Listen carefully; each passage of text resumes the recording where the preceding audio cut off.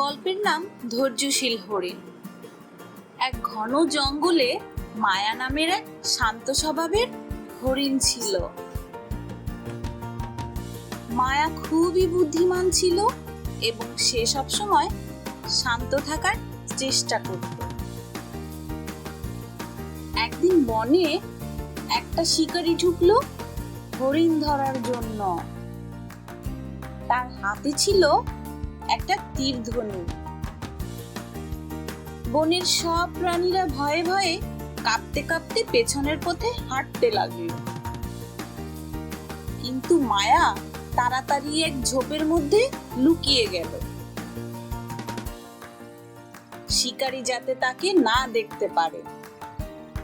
শিকারী অনেকক্ষণ অপেক্ষা করেও হরিণ না পেয়ে হতাশ হয়ে বনের বাইরে চলে গেল।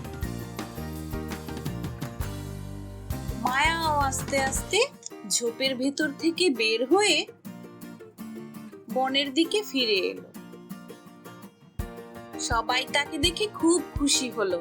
মায়া সবাইকে বলল, শুধু সাহসী নয়, মাঝে মাঝে ধৈর্যও আমাদের বাঁচায়। শিক্ষণীয় বার্তা: ধৈর্য অনেক সময় সাহসের চেয়েও বড় কাজ করে।